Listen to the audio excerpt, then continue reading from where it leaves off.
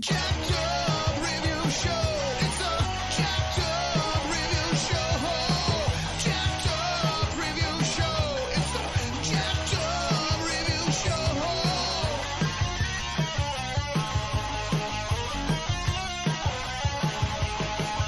Join us as we cover many an insane movie and numerous cult TV phenomenons. Are you ready to get jacked up? Are you with us? Then listen on. Listener discretion is advised. It's a Jacked Up Review Show. It's a Jacked Up Review Show. Jacked Up Review Show.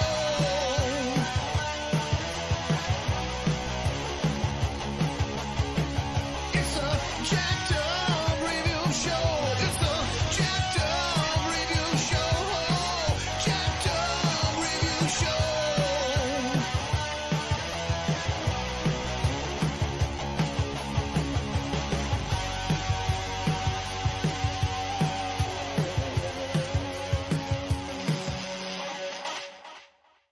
Welcoming to the show is another interview. We got filmmaker Jason Vandygriff. How are you, sir? Good, sir. How you doing today? I have not been bad. How about yourself? Pretty good. That's awesome. Alrighty. So, award winner of Best Director at the San Antonio Horrific Film Festival. We got another indie filmmaker on to talk about his craft. His upcoming films include The Red River Expressway Killer and Werewolf at the Drive-In. So, just straightforward. What made you decide I'm going to be a genre filmmaker? Gosh, I've always wanted to be a filmmaker my entire life. I've kind of had a little late renaissance now where I've actually been able to get it going, with the advent of how technology is now compared to the way it was 15 years ago, 10 years ago. It's just like a whole new world right now. Like, it's the best time to get into filmmaking. And, I've just always been influenced by like every film imaginable, not just, horror and, thrillers and action, just sci-fi, just all the good genre stuff. Like, I'm the kind of guy that's still like influenced by like, musicals and, freaking one of my favorite movies is High Fidelity, romantic comedy, There you go. You're always influenced by certain things. And it's definitely interesting. But yeah, really what got me into it is, what film did I watch? It's probably the first time I saw Goodfellas when I was probably like 11 or 12, a little young, too young to watch that. But just seeing that, and then for that moment, realizing what goes on behind the scenes. I think it was like around the same time I saw both Goodfellas and Dances with Wolves. And that really kind of got me thinking about cinematography and camera work and the big question of how the heck did they do that? How did they do the buffalo scene in Dances with Wolves where the big buffalo hunt is? How did he do the single shot, through the Copa in Goodfellas? And that me being like 10, 11, 12-year-old trying to formulate that and think, and then start reading books and watching, DVDs finally come out and you have the advent of behind the scenes features. And yeah, that's really what got me into it. Sweet. So, Yeah, definitely fun. So The Doll, one of your initial short films, was selected by various festivals in Egypt, Oregon, and Texas. Her Look got you a Best Actor nom for your short. And A Serious Predicament's been getting you a lot of attention. This equates to 22 plus awards and selections. When you were just seeing a lot of those accolades, were you just realizing this is getting easier to just, try the festival circuit and see what works? Yeah, see, that's the thing is, I initially tried being because that's all been recent kind of stuff. I didn't actually make my first short film until 2019 with The Doll. And I was, 34, 35 then, so kind of a late start in life. But I initially tried to be a filmmaker about 15 years ago when I was in my early 20s. And yeah, I worked in the oil field then. So I was able to make enough money to be able to afford a lot of the equipment, which was pre-HD equipment. And I think I'd invested about $19,000 into it. The editing computer I bought was like a quad core Mac that was like $7,500 with like all the stuff, Final Cut, all that good stuff. I mean, it was a legit editing station, and it had Final Cut and Avid on it too. And then the camera I was so excited about, this tells you, like, this dates me. It was a Panasonic AG DVX 100V, which the reason why I was so excited by that camera was, oh gosh, her name escapes me right now. I'm trying to think of it. She directed a film called 13 with Holly Hunter in it. It came out in 2003, 2004, I believe. The Twilight director. Yeah. She directed Twilight, and then she directed 13 before, but she had shot that whole film with that camera, which was, like, at the time with digital cameras, you know, your thought process was only George Lucas and Robert Rodriguez are using digital cameras right now. And both of them are using those Sonys that are $100,000 a piece. That's the only ones I knew that existed, or the ones that Lucas was using on Star Wars. Yeah, this is taking us back. Like, Lucas is using on Star Wars, and Robert Rodriguez is using in Once Upon a Time in Mexico, you know, around that era.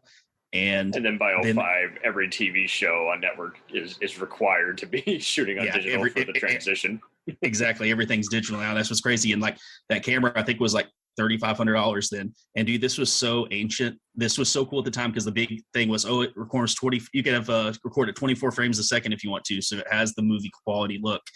And but it's still, though, it was 480p. This was like pre-HD, and that's was the thing that sucked about it, is I invested, like, said, around $17,000 to $19,000 in all this equipment, and then, like, 2 years later, Consumer HD comes out in, like, 2008, because I think it was 2006 or 5 or 6 is when I got that camera. And then 2007, 2008 comes around, and Consumer HD comes out, to where cameras are cheaper, and now you're getting DVD quality picture at 720p, and pretty much everything I had was obsolete at that point. And that just sucked. And right at the same time, you know, the financial crisis hits, and, you know, I worked in the oil and the gas industry at the time, and that just went kaput, like everybody else's industries then. And it just sucked, man. It's like I got out of it, and I was like, you know, this was a stupid dream. Why did I even do this? I'm getting out of it. I'm not even going to try. And, like, literally for a solid 10 to 11 years, I just gave up, had nothing to do with it. Hey, you know, this is a stupid dream. Oh, it's 2008. Yeah, this is like 2008, 2009, and just gave completely up. Like, went off, you know, into another career field, didn't even look back, because, like, there's no way I'm going to be able to afford to start over again. And this industry is just constantly, everything's becoming obsolete on all the stuff. And there's no way I can afford to kind of redo this again. And then fast forward to 2019, and I'm a big Steven Soderbergh fan. And around that time, he comes out with Unsane and High Flying Bird around that time. You know, films that he made with the iPhone. You have an Academy Award winning, you know, filmmaker making feature films with iPhones. And I was like, there's no freaking way. Mm-hmm. And sure enough, I go and get an iPhone. I already had an iPhone, but I get one of the newer ones. I got an XS Max, and I just started playing around with it, doing some test shots. You know, a few of those are still up on my YouTube page. And he, you know, really kind of inspired me. I was like, you know what? What's the easiest film that I can make by myself, where I actually don't have to worry about keeping up with actors and having a crew or a budget or anything? And I thought, okay, just hire a sound and lighting guy, and you take care of the rest.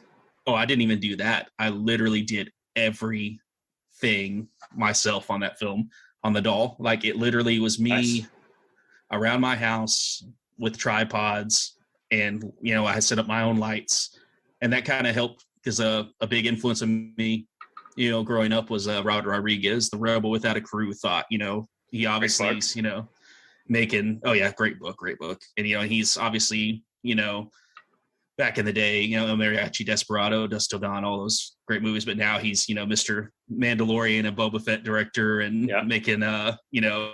He talked about how he was Alita. He talked about how he was, like, laughed off at UT Austin for using a video camera. And he's like, well, if I can't afford it, this or that, what do you suppose? And of course, you know, you call the chicken shit professors on their bullshit, and they got no answer for you. And I encountered a similar thing. I used a camcorder I had for Sony. I had pretty solid quality, and I just had to, you know, use some extra student pals for lighting and everything during film school, but same kind of deal. Because, like, even just renting equipment, they would just be so pressuring on all kinds of people, do the whole, if you return it in this way or that, you're banned from using it for the next year. It's like, why are you imposing these limits on us?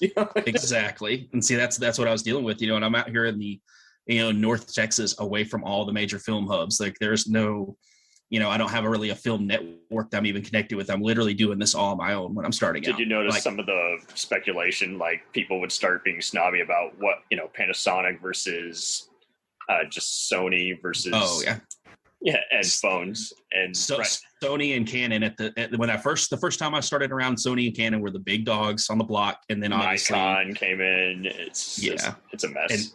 And now it's like, even like I shoot a lot of my stuff on Blackmagic's cameras now. And like now the big thing is, oh, you don't have an Arri Alexa, you're not, the big dog. And it's like, well, dude, yeah, if I had $80,000 to afford to get, to kit out an Alexa Mini, and all the lenses that go with it, yeah, I'd totally be down for it. But, you can get a decent buy-in on a Blackmagic, under $5,000 with lenses and everything like that. And, a lot of the stuff like that, and you can even get better lenses and everything and be up around the 10,000 range, and got to sell your almost a tenth of the price, and it looks pretty close. It's pretty close. It is pretty close. Why do you suppose everyone gets that cutthroat with that, where it's just like everyone's debating about what is the superior lens? It's kind of like the red camera argument, where it's like, oh gosh, yeah, people use it to fix the mistakes they should have known better than to do, and it's just like, well, that's what it's there for. It's alleviating all the stress. Whether or not you're using it the right way, that's a whole different story.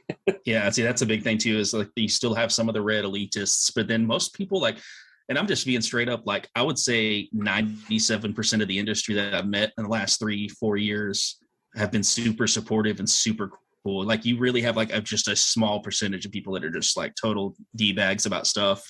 Like I said, elitists about equipment, about those are the ones who aren't going far. yeah, they're not really going far, and they're usually the people that like talk more than they actually do stuff. And it's like you guys you're the biggest critics out here, but it's one of those. Everybody I meet at festivals and stuff, especially horror festivals, like the horror community. Oh my God, it's like the most. That's the thing, is like when I made the doll. I came into it, made it completely by myself. I wasn't even going to submit it to film festivals. It was just a test to myself to say, hey, I was able to actually make a short film finally. All the stuff I did before, when I bought all that equipment, I did mainly live music production and stuff like that. I hung out with a lot of musicians in Deep Ellum, in the rock scene in the early 2000s. Yeah. Oh, yeah. And this is back in the day with Trees and Curtain Club and just all the Gypsy Tea Room and all those. A lot of, recorded a lot of cool bands and stuff but I enjoyed that, but I never really got into I wanted to make films, but it was like, oh, there's no way I'm going to be able to get all this together and all the equipment. So like I said, fast forward to me doing it with the iPhone and editing it in Premiere Pro, which I like DaVinci and I like Premiere Pro. I go back and forth, but anyway, so I make this and my wife is like, you need to submit this to a festival. And it's like, there's no way, no film festival is going to accept this. She's like, just look around. The first one that I look at is the San Antonio Horrific Film Festival. Sweet. And that was like, literally, I heard back from them in like 2 weeks and they're like, hey, you're in, bro. We really like this film. I was like, seriously? And it's like, yeah. And it comes around in October. This is, 2 or 3 months later, and go down there. It screens, got to meet a lot of cool people like, Bujo Partita and John Ju, and just a lot of cool filmmakers, William Instone, that are from down in the Austin and San Antonio areas. And they're really kind of making some noise, working, making feature films and everything like that, and doing a lot of commercial and short film work. Are you tempted to do any commercials or music videos or documentaries? Oh yeah, I'm expanding slowly. I'm trying to transition out of like my day job and to actually go into being a full-time filmmaker. And a lot of that's going to be supplemented with commercial work, small business. Cause I was going to do that earlier in 2020, but pandemic hits, small business takes a hit, can't really afford commercials and stuff. And now we're kind of finally adjusting back now. Of course, we got World War III fixing to happen. That doesn't help, but you know what I mean? Yeah. It's like every year. It's got to be an obstacle. Keep the little men guy. Exactly. Keep the little guy down. Yeah, like last year, like the big thing was like, oh, okay, we're coming after it, we're fixing to do it, and then insurrection happens, and it's like, okay, great, on the verge of a civil war, and then now it's like, oh, okay, on the verge of World War III. It's like, I just want one good normal year in the economy to be okay, and it's like, okay, I can go into my commercial business. This is the perfect time to get films funded. How dare we have an actual existence? Exactly. It's one of those, is like, I'm so angry that the world will not slow down with all its horrible problems so we can make films. Do you channel any of your commentary or what you're your overall mood into any of your upcoming work? I couldn't hear you. What'd you say? Are you channeling any of your inner rage and upcoming mood into your movies? Not really. It's just I'm actually super laid back. I don't know, like, but I also write a lot of like jacked up stuff. But Hey. it's like, I don't know, it's just like you're doing a shout out to our podcast. That'd be fun. oh yeah, I totally. That's just the thing. Is just like you know, I like horror. I like serial killers. I like damaged people.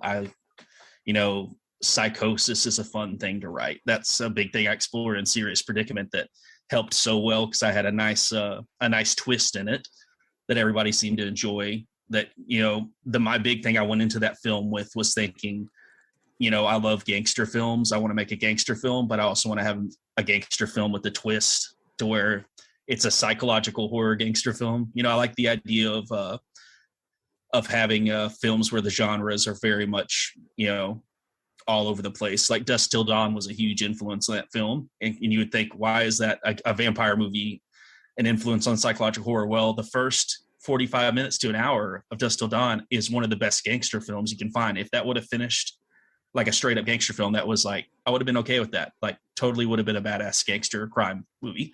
But then all of a sudden out of nowhere, oh, by the way, vampires, no explanation, just vampires. And you're in 100%. You're like, hell yeah, let's kill some fucking vampires. Like I'm all about it. As soon as Tom Savini, you know, pulls out the whip, I'm ready to go. There you go. How did you form your production company name, Tin Star? Okay, so originally I had Tim Star Films, just because I always like Westerns and everything. I recently rebranded about 2 months ago when I started my LLC. I changed it from Tin Star, which I always loved. I like the Western aspect of it. You know, I have a background in law enforcement as like a job and family history with that, like several generations of it. So I always thought the idea of the sheriff badge was something cool, and always, you know, just was a huge Westerns fan. But then my new production company's name is Tempting Fate Films. I like to play on words of that. And also my middle name is Fate. My name's actually Jason Fate Vandygriff. My dad's middle name was Fate as well. And I thought that was just something incorporated about myself, you know, that would be kind of cool where the name actually had some meaning. But also, you know, I like the idea of like, hey, you're tempting fate with going off on this, you know, new journey being a filmmaker. And that'd be your actual full-time job. So I was like, yeah, it's definitely has a little bit more meaning than the Tin Star thing. Nice. Yeah. So, but yeah, that's basically was just me making the decision. Hey, it's time to go. You know, there's several of my other friends too, within the last 2 years, that filmmaker friends, they've made the jump to and started their own businesses and their LLCs and everything, where the production company's not just, hey, this is what we're making it under, the banner that we have, you know, now it's full on, hey, we're actually making businesses, you know, paying taxes, doing all that stuff. Yep. You guys ever do like Zoom meetings or anything where you're just passing ideas around, getting second opinions to each other? Sometimes, mostly just a lot of Facebook Messenger conversations about stuff. You know, one of my good friends, Trey Murphy, we're actually we've worked on a few films together. He was an actor in A Serious Predicament. He was the guy had his head blown off that was missing the back of his head in it. He's also a director, and he's done quite a few things. Worked on the Amityville Cult together. Oh, yes. He's the director of Amityville Cult. And he's also a director of a film we're actually working on here pretty soon that I'm his first AD on, called Goat Man. It's another, it's a pretty interesting film that got coming out just about a literal goat man. It's going to be interesting. Can't give away too many details, but there's going to be a lot of creature effects, blood, guts, and gore. Sweet. It's something he's wanted to make for a while. And so we're kind of doing that for funsies while we're in pre-production on, you know, Red River Expressway Killer. And I mean, also, I have probably about 5 or 6 features in various forms of pre-production. The 2 that are pretty much ready to rock and roll are Red River Expressway Killer and then Blood Tried Hands, which is also my other serial killer movie that I'm doing. Correct. You know, so it's definitely it's an interesting time. We just kind of like play with all kinds of things, but just everybody works together. You know, Chance Gibbs and Mission Marie Stevens are also producers on Goat Man. We all work together on Amityville, and Chance and I've done 3 or 4 films, 4 or 5 films together, I think now. But yeah, Trey and I definitely the first time we started actually just sitting down and talking about movies, and it turned into a PTA appreciation conversation. Then it was like, okay, I found another soul in the universe that can accept that. So when you have those Zoom meetings and calls and just talk about ideas, that's us, dude. We're just riffing off each other, talking about film history, film nerd stuff. And it's like, hey, this is a cool idea for a flick. This is a cool idea for a flick. And we're completely different types of filmmakers. Like I'm very, very Fincher-esque and very meticulous about stuff. Like everything's got to do a lot of takes. Everything has to be perfect. Like I've got Asperger's, which is a fun little autism spectrum thing to have, but it also makes me very big on attention to detail. And then Trey on the flip side is just he still is very attention to detail stuff like that, but he has just so much fun, and he's that fun guy that's just like he's making fun movies. He reminds me of an Edgar Wright, Okay. And like he's just a fun guy, and he has just fun ideas. He's just constantly like he likes horror and dick and fart jokes. He's one of those almost like a Sam Raimi type. Sam Raimi is loving just horrible, terrible, scary horror shit, but also throwing in Three Stooges jokes a second later. So definitely, if I had to say what Trey's vibe is, he's very much a Raimi or Edgar Wright kind of dude. Nice. Yeah. Do you feel like everyone's kind of just getting more comfortable to go back to kind of Sam Raimi or even George Romero kind of ill, especially with appearing at some of these festivals? Oh yeah, just and that's the thing too, man. It's cool. Just you meet more and more people, and like there's people I haven't worked with yet, but just like you talk to and just like, hey, you got a project, keep me in mind. That's a cool thing for a young filmmaker when you see somebody that's in big movies, like big, multi-million-dollar productions, been in a lot of stuff, and just you happen to meet them at a festival after this, and it's just like they actually watch your work at the festival. It's like, hey, keep me in mind, I actually dig your shit, and then you hear back from them later on. It's just like, hey, just check and see if there's anything, and then you start coming up with the ideas for those people and talking to them. It's just like it's kind of a way kind of getting to meet heroes kind of thing, and it's pretty cool, man. It's something I never would have expected 4 or 5 years ago that I would have just laughed right in your face on, but it's nuts, man. It's definitely filmmaking's crazy sometimes. Yeah, as long as it's crazy good. That's all that matters. Yeah, definitely. Have you thought of even just dropping off a sizzle reel or one of your upcoming films at something like Horror Hound or Texas Frightmare? Oh yeah, definitely. We were actually we didn't get enough time to drop it into last year's Texas Frightmare to get a booth or spot, but we have our teaser trailer for the Red River Expressway Killer that we did last year. We tried to do the crowdfunding route, and that's before we realized how much it would cost, because at the time we thought we could do it for about $50,000, $75,000, but after just we put so much work into that and the production side of it, and broke down every minute thing about filming days and just everything down to the minute. And it's going to cost probably around $250,000 to make the way I want to make it, because it's to me, it's not going to be like schlocky. I look at it as I look at myself as kind of I hate to sound pretentious, but kind of a serious filmmaker, kind of thing. And I want things to be like really, really like have a cool vibe to them and be messed up, but also serious. Messed up and fun, but also like one big influence on it that I want to try to do, because it's similar budget level, is Blue Ruin by Jeremy Saulnier. You ever seen that? Yeah, it's a good contrast. I love Saulnier's work, man. But yeah, he made that for about $350,000 and super serious, affects you in so many different ways. I take it you saw Green Room as well. Oh, Green Room, Hold the Dark, his work in True Detective. Yeah, I'm an old school Murder Party fan, and I'm waiting for his new film. I can't remember what it's called. It's like Rebel Ridge or something. I can't remember what it is. It's supposed to be a thriller. So I was like, Jeremy Saulnier thriller. Yeah, I'm on board. I'm there day one. Sweet. Yeah, but yeah, definitely that's what I would describe it as. Like, yeah, but it's basically the influences on Red River Expressway Killer, I'd say, are Fincher, definitely Seven, those types of mills. Seven and Zodiac are big influences on that film and the style of how I see it and how it's written. But also, I'm a huge fan of Denis Villeneuve.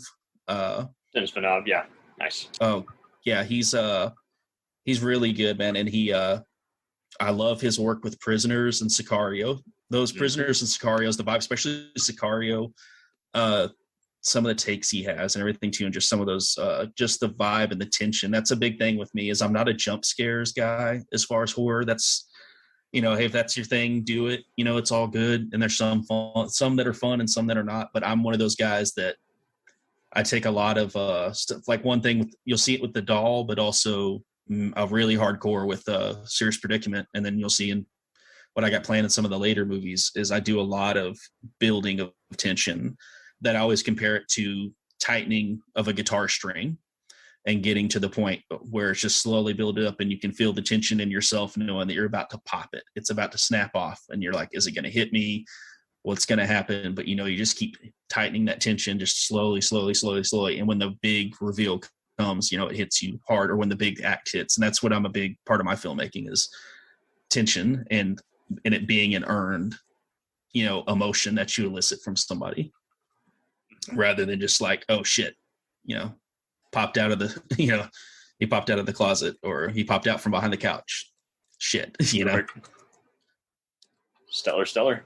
Yeah. Why do you think people are such sticklers about budget when it's all subjective and a matter of how much you want to spend on various elements?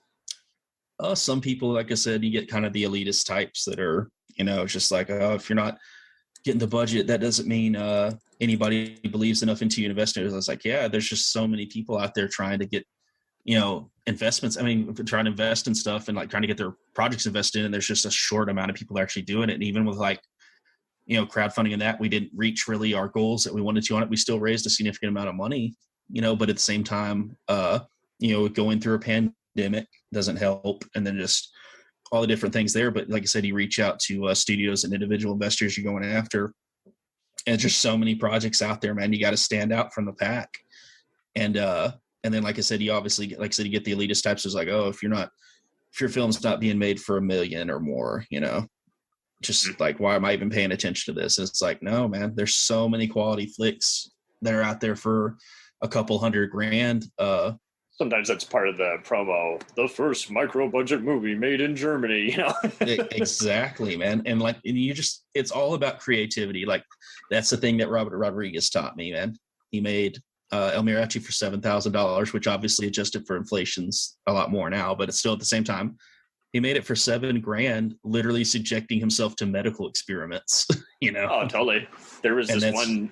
I'm not sure if you've seen it. It just premiered on Showtime. It's like on the internet and festival scene. It's called Agent Revelation. It was a short film.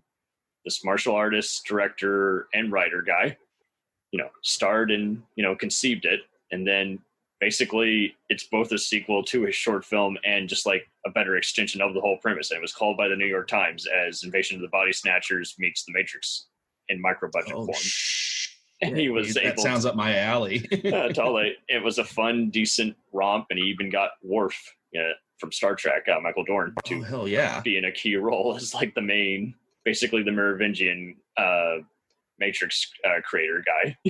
Oh gosh, see, that's the big thing too, is when you talk about trying to nail, getting a name in there. We've gone that route with the Red River too, and that's what sucks is you obviously have the there's a lot of people that's just like, if you can find that champion to help the script, that likes the script, and it's like, oh hell, but it's just getting to that person and finding that right person getting through the field of agents. Yeah, that's the thing, is getting through the field of agents and managers to be able to actually talk to people. Because I've actually had conversations with people through social media and like going back into DMs and emails and stuff like that with those people. It's like, oh yeah, send it over. I'm actually interested in it. And then I'll send it to their agent or somebody. And the first thing you automatically hear out of their mouth is, what's the offer? I don't even want to hear anything unless we have the offer. And it's like, well, kind of wanting to, have conversations about this, look at our deck, look at all the different things, and look what we have to offer, look at the script, look at the character. And like I said, if this is something they want to do, if we get somebody attached to this, we can obviously get a bigger budget to be able to have a better offer. And it's like, you have some of those agents, and I understand, like, that's the thing, is they get paid to get their clients paid. But at the same time, they can't look past that. Oh, we want a direct offer right now. Offer no only. Fair. Yeah. Telling them to be part of a project and they don't even know what the premise is or if they can even do the work. Without letting you down. And a lot of guys, like I said, you have those, those great ones where Harvey Keitel comes across Reservoir Dogs and is like, it becomes the champion of it and helps get the budget. That's just when you can get around those middlemen and actually get it into people's hands. That's the thing. It's just, I've gone through a few of those. I mean, we took I shot my shot with quite a few like Academy Award nominated actors and stuff like that, sending stuff, and actually went back and forth 3 or 4 different times through, the email chains and everything else, and had some interest. But it's also one of those, it ultimately started coming down to the, we want offers thing rather than go for the audition process. Yeah. Not even like the audition, just waiting for the offers part rather than before we even talk about committing, to be able to go to investors and say, hey, we have such and such attached. They want to know, hey, concrete, this is how much money. I heard that was an issue for many conventions as well, like Sid Haig or Bill Shatner or someone else you had to navigate for like 5 different agents / booking people just to get to the cream of the crop. It's like, this is way more trouble than it means. Yeah, it definitely sucks, man. It's definitely an interesting process. And that's one thing that's kind of nice about me, is that I verse myself in all different aspects of production. So I'm not just looking at it from one way, besides looking at it from a director standpoint. I act as the producer. I act as a cinematographer on all my films. I'm probably actually, as I get into my features, I'm letting up a little bit of that so I can kind of concentrate on other things, but it's still I'll still probably be a camera op on some shots, just because, like I said, control freak, attention to detail on some things. And also, it's just fun. Control freak. It's fun to operate your camera. There's so many directors that still do that. It's like, hey, I'm the one who's doing this one. Like, let me get the fun shot. Like, the cinematographers just half the time they're there just to make sure there's consistency between the shots, if not operated.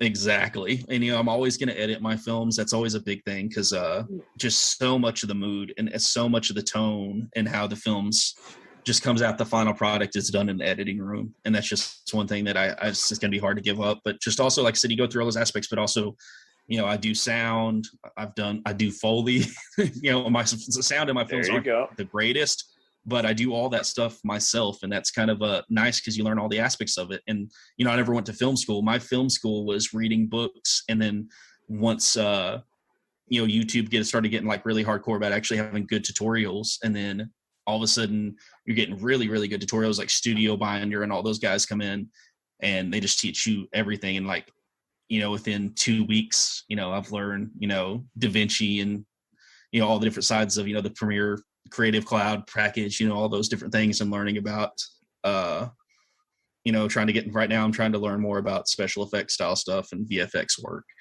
Because I see guys like Jeff Hamm, who's also a do-it-all kind of guy, and he's DFW locally based, and he just has done some amazing VFX works where I'm just like, my mind's blown at some of the stuff he's doing. You can do effects for like less than 5,000, and then the rest is all going to actors, locations, and exactly. And it's just like, and that's the thing is, I'm trying to remember the name of the film.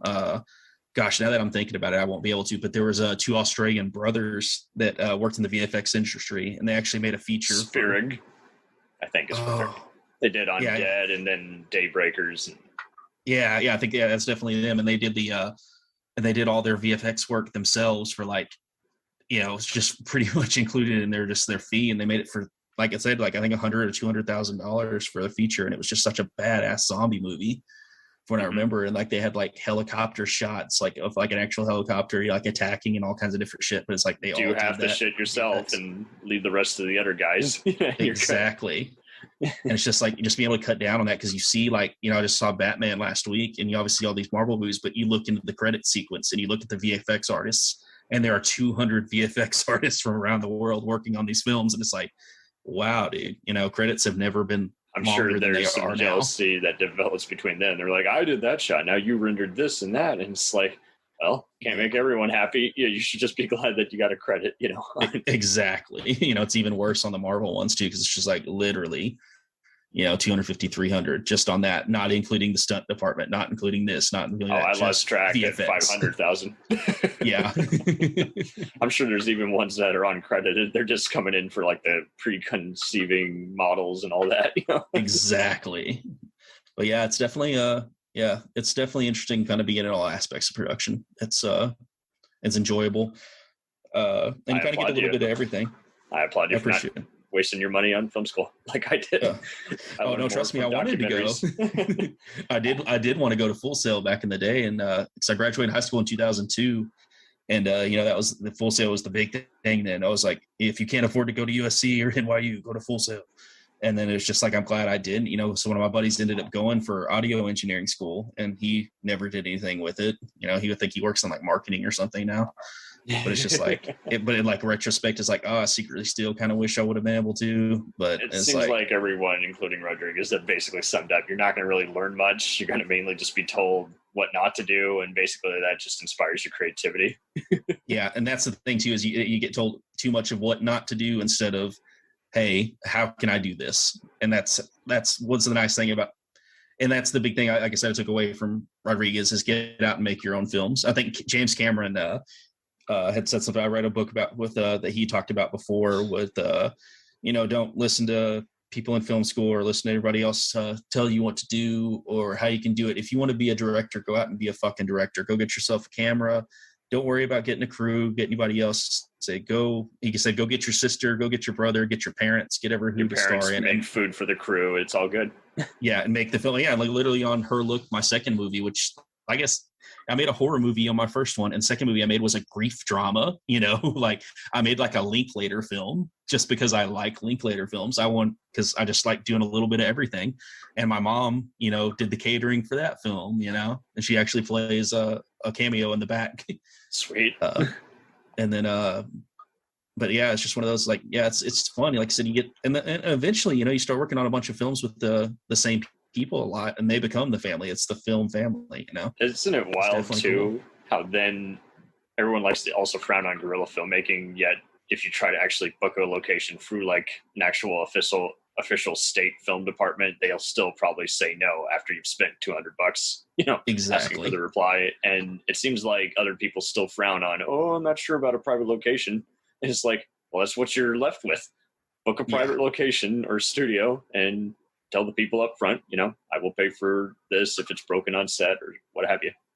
Yeah, see, that's the thing is, I shot it's been really cool working with a lot of people that I've worked with. Her Look, we filmed in a coffee shop, and they were super cool. It was one of those like offered money to shoot there, and they refused it, and they provided us with free coffee and everything else. Like they were so cool the whole time. And then when Serious Predicament came around, I shot it in a bar, which also, even though they were going through the pandemic at the time, we shot it in 2020. They still kind of refused payment or anything like that too, and we're just happy to help local filmmakers and everything, and let us keep do the logo out of the shop or put the logo in there and don't make it should be shown blowing up. Exactly. And it's just like they were just super cool. Like it wasn't even like a commercial for the places. Like they were like cool with just use the location, because Serious Predicament just had a speakeasy type of bar vibe that I loved, because I was going definitely for the Shining style bar vibe. How sweet.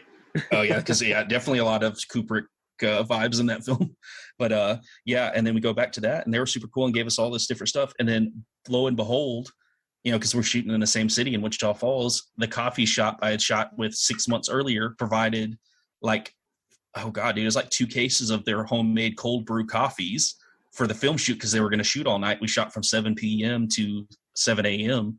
and everybody's up all night, and like they provide us free coffee. And that's just what's so cool. Like you come across some of these people at locations that are just like so giving, and then continuously want to support you. And that's why it's always pays to be a good person and understand that people are interested in the film projects. There's a lot of people that get like flustered or pissed off when somebody like wants to know something that's going on while you're on set, and just be like, hey, can you tell me why this happens, or can you tell me why you do this, or anything like that. And then you have the prima donnas, they're just like, oh, don't talk to me right now, I'm in my process. No, like take the time, take the 5 minutes out of your schedule to go teach somebody that's never thought about filmmaking as like something they would ever want to do, and so they actually get interested for a moment, and that might be the spark that makes them want to go do it.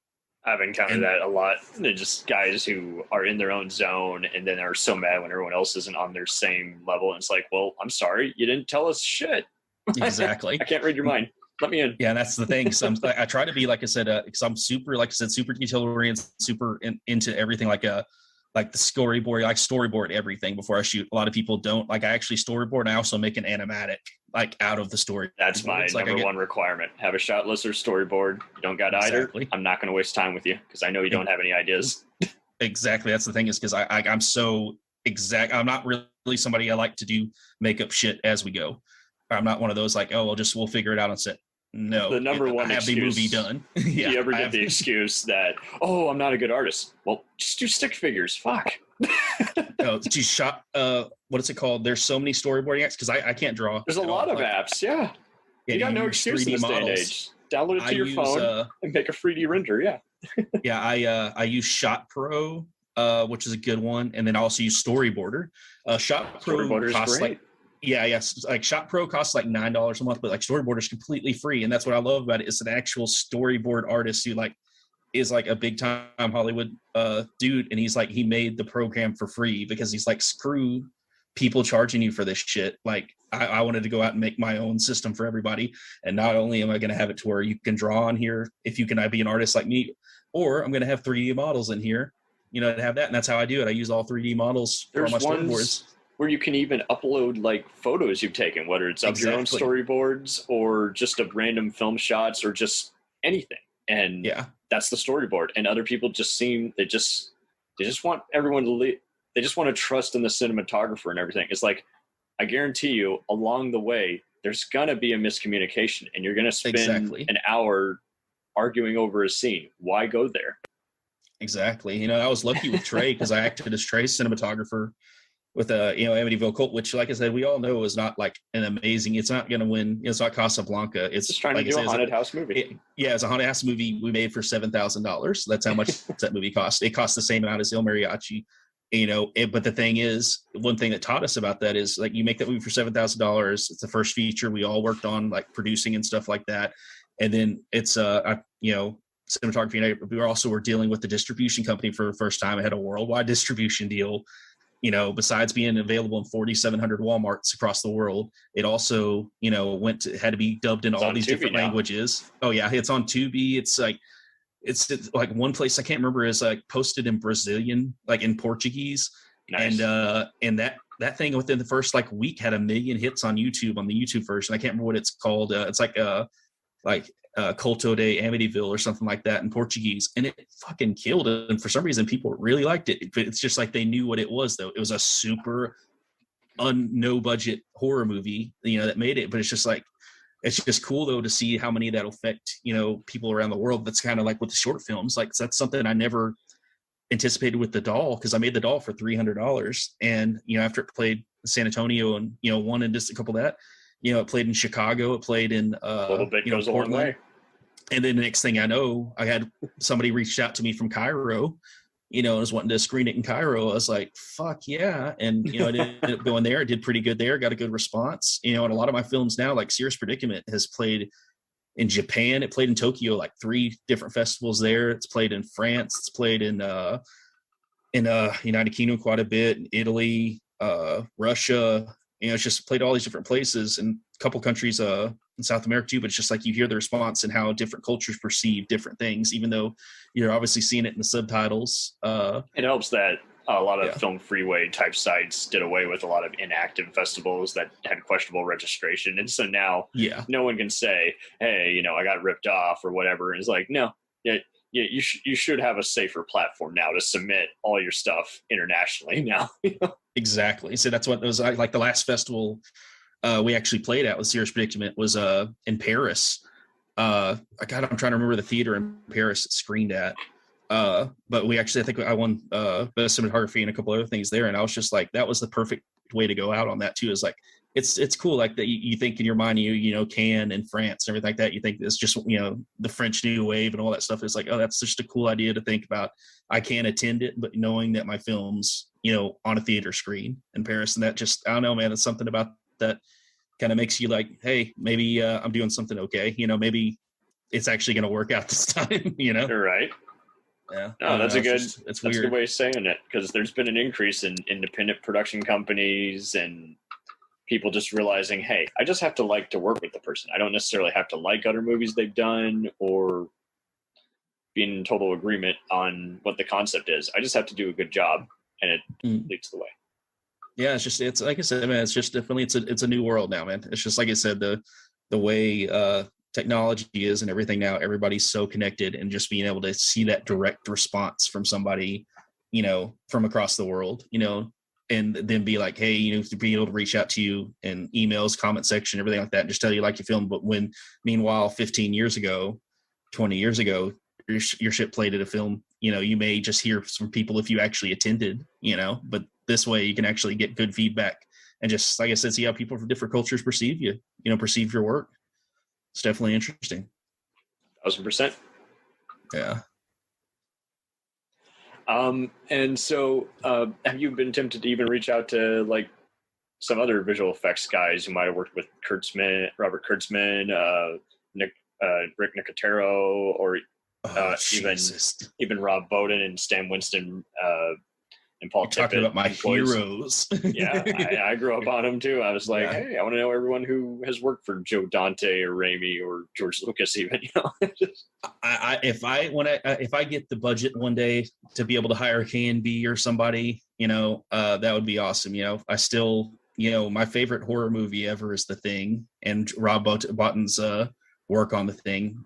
He even worked on it's just Fight amazing. Club. And I love, yeah, I know. It's one of those, like, I love Rob Botton. I love Rick Baker, obviously all the guys at K&B, who all, worked under, besides, obviously Nicotero doing his stuff with Tom Savini and working on Ramirez flicks. But I love that the fact that the guys worked under Mark Sjostrom on Evil Dead 2. And that's where they all kind of, like, for the first time, all kind of worked together. It's like, hey, you guys want to start a company after this?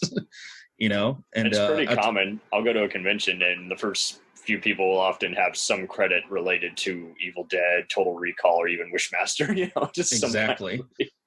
And that's I've had several conversations with Mark Sjostrom. He's actually a really cool dude.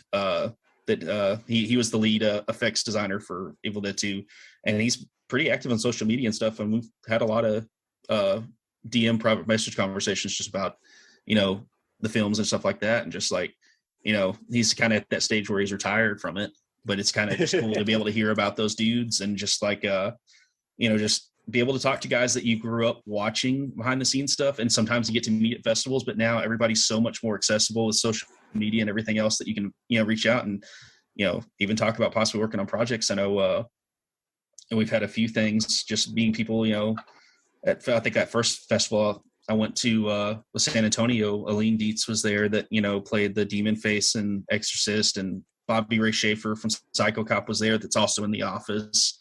And I think I sit there one day after his little set, because he was also screening a film there too. But we sit there and talked about Greg Daniels and like his producing style and writing style for The Office for like an hour. Wow. When I was at that festival, and like he was just a super cool dude, like because he had his booth that he was signing stuff at, and then afterwards he was just walking around chilling and just getting to talk to those people. It's interesting. Like I think you mentioned that earlier, how it seems like there's so many people who seem to, even with your friends, everyone seems to somehow imply, because you've only done this genre, you must not like the other thing, or you can only do that. Why do you think everyone still goes by, they just think everything is all there on paper? I don't know, man. Like that's the thing, is like I'm so into everything. Like one of my favorite filmmakers is the Coen brothers, and it's because they do such a variety of film types, but it's still their style. And it's just like, you go into those dudes, it's just like, oh, you made that horror director, so horror film, so you're just a horror director now. And but it's like, yeah, I like horror and stuff, and I love horror film festivals are my favorite to go to, and conventions of that, because people are so fucking all about it and just the nicest people. They're just fun. But I'm also the kind of guy that's like, I'm gonna go make my great sweeping romance one day, or something like that. And like, I love shit like that. I'll make Atonement or something. I'd be totally cool doing that. A deep sci-fi movie, hardcore assassin film. Yeah. Dude, yeah. Like I literally am one of those guys that my writing is a really big thing with me. Like I'm an idea kind of guy. Like the working joke I have with a lot of people, and like Trey Murphy, we've discussed this too as well. I'm like the Osimo robot kind of thing, where it's like, where he's like 500 ideas about Adam Sandler movies, like, but I'm like just, yeah, you know what I mean? It's like, well, Adam Sandler, like, he's like, has a dog and it's like his girlfriend. And that's like, there's another idea, but it's like, that's the kind of the joke with me, is like, I come up with a million ideas and have all these basic stories and come up with like the whole frame rate of it. And then I'll have like a whole, like 5 pages of a treatment done on something, and then I'll put it to the side and be like, I have another idea, and I'll come back to those ones eventually. But there's probably, I'm not even joking, at least 500 ideas in my computer and on my phone, and in various stages of production. I've heard about 5 to 7 features that the scripts are either done or ready, or I'm in various stages of pre-production trying to get them made. But then there's also like all these other ones. It's like, hey, this is the one I'm going to make when I'm able to afford this amount of money. I'm not even going to put time into it yet. Right. I've got a whole, freaking Tolkien level fantasy world that I've, came up with that I was like, I'm going to write, a trilogy of novels that this is all going to be based on, but I'm going to wait for that later. This is going to be a different stage, and it sucks because you have that too much in your mind because of I'm so scatterbrained, and like the Asperger's part side of me too is just like you get so hyper focused on things all at once, and then you move to the next thing and move to the next thing, and it's like you're so into stuff, but it's just like you're trying to have to remind yourself, hey, I got to come back to this one, I got to go back and get this one done, but it's like, oh, but I had this idea right now, so it's a fun thing. That's wild. It's why do you think it is also when, and everyone's gotten this before, when people are pitching ideas to each other and then you just start comparing it. So it's this meets this, and they get all offended. You're like, no, I'm not trying to be like Suspiria or John Wick. I'm like, well, your movie sounds like this. It's just, I'm giving you the pitch to give to the investor. Exactly. People get pissed off about that when you try to make comparisons to help them, but I'm totally the guy that will be like, I'm the guy who's saying right now, these are my influences on this. It's its own thing, but I'm going to tell you right now, if you like this movie, you'll fucking love this movie. And that's to me, that's not a bad sign, because I'm somebody who was deeply influenced so much by so many filmmakers and films, a killer combo does go a long way.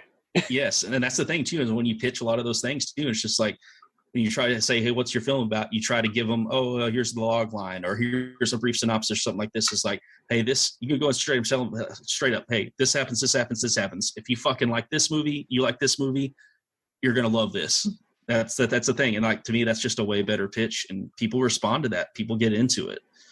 And even just tell them, like, so many people just like, even people outside of the industry that always just, old friends or work friends, stuff like that, ask me what's going on. It's like, well, this is what I got going on. And, Red River Expressway Killer, I'd be like, hey, it's pretty much like you like fucking Seven and you like Zodiac and you like True Detective. That's the thing I said is, imagine if the first season of True Detective and Zodiac and Seven had a baby. That's what we're going for.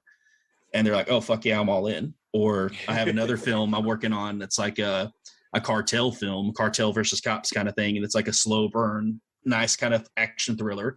And I was like, if you like No Country, that's the way I'm pitching that around right now, trying to, get that made, because that's more of like a $5 to $10 million project. And where it's like, okay, if you like No Country for Old Men and Sicario, that would be this movie if those had a baby, even though the story has nothing to do with those. It's just the vibe and tone feels very much like those films, where it's just very fucking tense thrillers, that just so happen to deal with cartel themes. It also seems like it's just hard to describe to people. It's like, we'll film it different ways and we'll find out what does work, and It seems like so many people are afraid, I'm going to have to rate it. I'm like, if you're an independent film, you're not going to even bother with the ratings board. You're just going to give a disclaimer. Exactly. That's it. And it was like, unless I'm getting some super huge wide release and the distributor actually wants to go forward with trying to do that. But most people nowadays, they don't care, because that used to be like, like a freaking what's it called? Like a scarlet letter wearing on your chest, the adulterous A, where it's like, it's a not rated film. We're not going to distribute this. Yeah, that was almost as bad as having an X rating. And now it's like, how many films do you see, in the rack that don't have a rating on it at all? Like, nobody you'll cares do anymore. Different cuts of it anyway if you do need to do a TV cut, or if there's, say, a festival, that's saying, okay, allows any movie as long as there's no bad language. Okay, I'll do a non-F-bomb version, but still, exactly. I'm going to have different cuts because of choice, not because you force me to. Exactly. And that's one thing. Yeah, that was a fun learning experience dealing with Amityville Cult, was like preparing things for international markets and having the music and effects cuts where they can go back and do the dubbing later on, and having to I remember I screwed up on the first cut of that, and I had everything not broken down away from a lot of the audio stuff. I had a lot of those things mixed into the same lines in the audio, in the sound editing. And I was like, oh shit. And I had to go back and peel everything out. And that took me like a week or 2 weeks to be able to get all everything separated out and get them out of different things so I could be able to close off and mute different, parts of it to where I can make those cuts. And but also that was the learning experience for, working on films is like your own little film school where it's like, okay, now I have a whole different structure that I have to be able to keep from that ever happening again, and it's like so much more streamlined and cool. And it's not just all over the place like an amateur editor, You found and out that's the kind of hard helped way. my later films. Yeah. And you find out the hard way and and you just have those things, man. It's just like, it's an interesting process, dude. It's definitely same thing with color grading. My first couple films, color grading myself, the color grading looks freaking rough on the doll and her look, but it looks a lot better in Serious Predicament. And then by the time you get to my teaser trailer for Red River Expressway Killer, the color and tone, everything looks pretty damn decent, but it comes over time and you learn. Hopefully everyone does, Yeah. You live and learn and things just get better. I stopped working with one guy just because he just refused. He would always work just this way. And I'm like, why do you have all these guys being production assistants and all this other shit if you don't even want their opinion? Yeah, see, that's the thing. We work with rather small crews, but I'm one of those guys that I ask opinions, dude, because people, they've been there, especially guys that have a little bit more experience to you. I remember on Serious Predicament, Rico here, he's a really nice guy, dude. He works on a shitload of productions as a sound recordist and boom operator, but he's also worked in, as a director and a couple other things. And, we would between takes and I'd be like, hey, what do you think of this? What do you think of this? And have him look at my boards and just asking him opinions about the tone, the flow of the scene and how things go.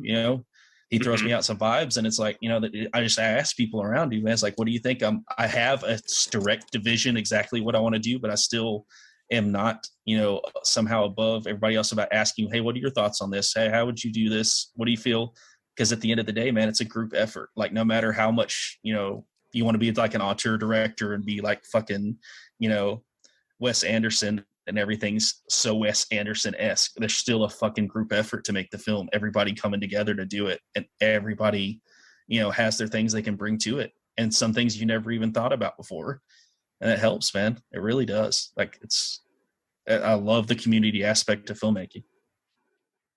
It's a good attitude to have, especially if you got a little to work with, but hopefully you get more to work with, Oh yeah, definitely. That's the thing, man. It's just more and more projects that keep coming up, man. And just meeting all the different new people, it definitely energizes you. Totally. Well, thank you ever so much for being on the show. Would you care to leave any other just kind of moments of inspiration for those trying to get into this and who do have the time, energy, and are just serious about it? Don't tell yourself you're too old or that money's an object, I guess, where you can't accomplish things, because that's bullshit. And that's what I tell people. I've pulled out my phone, a lot of film festivals, I'll talk about this or bring things up just in general. I'll pull my phone out of my pocket and say, every single one of you, I'm sure has one of these in your hand. Get out there, download a Filmic Pro app or something like that. And even just normal, the updates on iPhones now, you can shoot in 24 frames a second, but you come into that and, you can just do it. You can make your films. Don't ever have an excuse, because excuses are the worst thing as far as creativity goes, because that's what's preventing you from doing it. Mm-hmm. That's it at the end of the day. That's the thing I would say is don't let those excuses prevent you from realizing your dreams, because you got one life and you got to make those things happen while you can. No regrets. Yeah, no regrets, man. You got to go after it if you want it. Screw the haters. All right. Exactly. Thanks for being on here, man. Okay. I appreciate it, brother. We'll return after these messages. Hey, feeling down? Feeling low? Not enough podcasts about movies in your life? Why not try They must be destroyed on sight. the new Podcast Cure-All, sure to get you right with the world and on a path to better living. We have exploitation, we have Italian horror, we have zombies, we have slashers, we have crime films, we have spaghetti westerns, we even have sci-fi and sex comedies.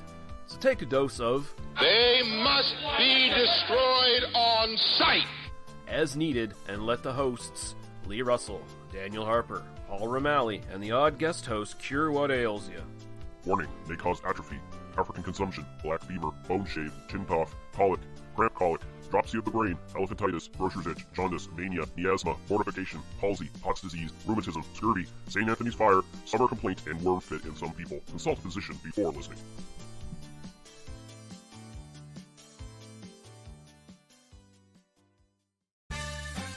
Did you ever see a film at such a young age it left you traumatized with cinematic wounds? Necrophilia. It's a dead issue, man. Don't push it. Cinema Psyops is a weekly podcast documenting an ongoing experiment on the mind of an unwilling test subject. No one should have to watch this movie. Oh, no one should have to watch this? No one should have to watch this movie. Surprisingly, it's not a topic that a lot of people really want to tackle. I'm shocked, prudes. I know, really. Right? It's the next sexual frontier that no one wants to explore. I am, in the most sincerest of senses, disappointed in you. It takes a powerful goddess like Connie, jam her arm down the monster's throat and kill it. Oh, I'm still tripping out over that. Even as a kid, I was like, I gotta find a girl like that.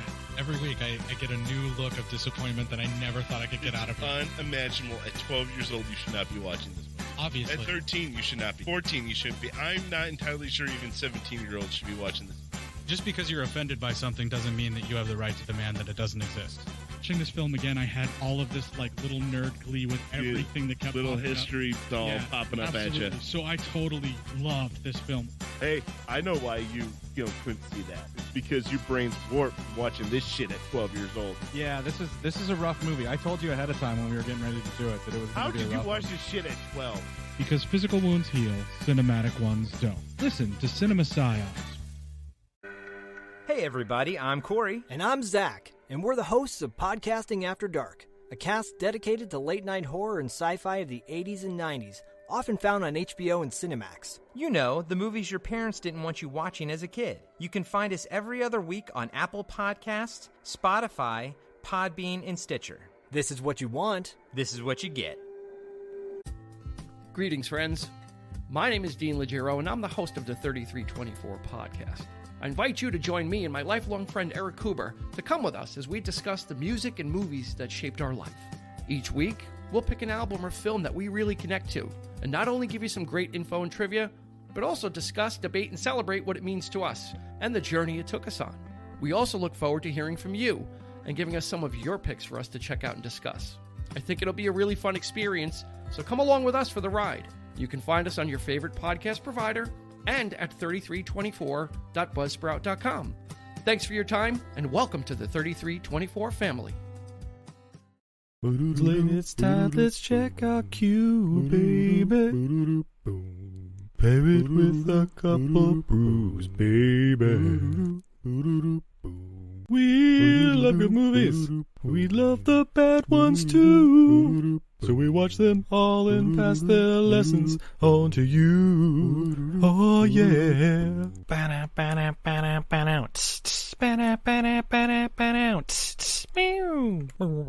Everything I learned from movies helps to make life a little bit groovy.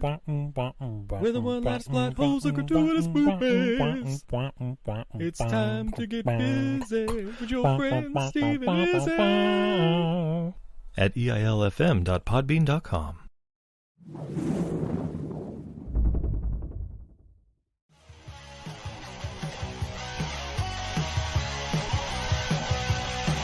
Follow us on the web on Facebook, Twitter, and Instagram.